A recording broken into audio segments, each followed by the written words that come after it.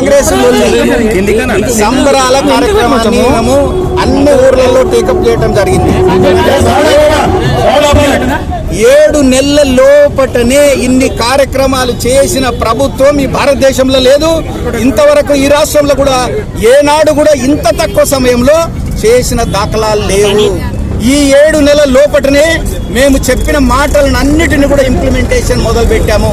అందులో మరీ ముఖ్యంగా వ్యవసాయదారులను ఆదుకోవాలనే ఉద్దేశంతో మొత్తం 2 లక్షల వరకు ఒకేసారి డబ్బులు మీ అకౌంట్లో వేస్తామని మాటిచ్చాం.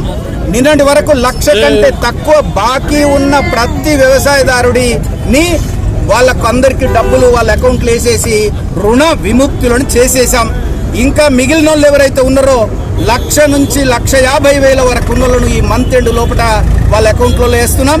తర్వాత మిగతా 2 లక్షల వరకు ఉన్న వాళ్ళని అందరినీ కూడా నెక్స్ట్ మంత్ 15th లోపల ఎట్టి పరిస్థితులు అందరి అకౌంట్లో వేసి రుణ విముక్తులను చేసి వ్యవసాయదారులను సంతోషంగా ఉండేటట్టుగా చేసే కార్యక్రమం చేస్తున్నాం. అందులో భాగంగానే ఈరోజు ప్రతి వ్యవసాయదారుడు సంతోషంగా ఉన్నాడు కనుక ఈ సంబరాల కార్యక్రమాన్ని మేము పెట్టడం జరిగింది. అదేవిధంగా ప్రతి బీదోడిని ఆదుకోవాలని కరెంటు 200 యూనిట్లు ఉచితంగా ఇవ్వటం కానీ, 500 రూపాయలకే సిలిండరు ఇవ్వటం కానీ, ఆరోగ్యం కాపాడటానికి ఎక్కడైనా ట్రీట్మెంట్ తీసుకోండి 5 లక్షల నుంచి 10 లక్షల వరకు బిల్లు మేమే కడతామని కానీ, ఉచితంగా బస్సులో తిరగమని కానీ, ఇవన్నీ కార్యక్రమాలు ఇప్పటిదాకా 30,000 ఉద్యోగాలు కానీ ఇవన్నీ మేము ఇంప్లిమెంట్ చేసేసాము. రిమైనింగ్ కూడా మేము ఏదైతే మేనిఫెస్టోలో పెట్టినామో మీరు ప్రజలకందరికీ నేను తెలియజేస్తున్నాను. మేము మాట ఇస్తే మాట మా రాహుల్ గాంధీ గారు కానీ, మా కాంగ్రెస్ పార్టీ గారు కానీ, మా రేవంత్ రెడ్డి గారు కానీ ఒక్కసారి మాట ఇచ్చిండ్రంటే ఇప్పటిదాకా మేము వెనుక పోయింది లేదు. కొంచెం లేట్ అవుతుండొచ్చు, ఒక డేట్ చెప్తే ఆ డేట్ చేయకపోవచ్చు. కారణము మీకు అందరికీ తెలుసు, 7 లక్షల కోట్ల అప్పుల ఊబిలో దించిపోయింది రాష్ట్రాన్ని.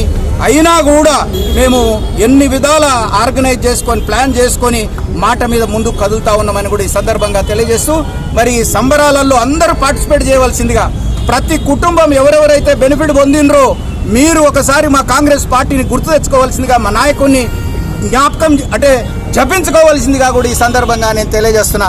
ఇంకా ఇచ్చిన మాటలు అన్నీ కూడా ఇదే విధంగా ఇంప్లిమెంట్ చేస్తూ మళ్ళీ సంబరాల కార్యక్రమానికి వస్తామని కూడా ఈ సందర్భంగా నేను తెలియజేస్తున్నాను. ముఖ్యంగా ఈ మీడియా మిత్రుల ద్వారా ప్రతి ఇంటికి మెసేజ్ పంపించవలసిందిగా నేను ప్రార్థిస్తున్నాను. ఈ వీడియో మీకు నచ్చితే లైక్ చేయండి, షేర్ చేయండి, మా ఛానల్ ని సబ్స్క్రైబ్ చేయండి.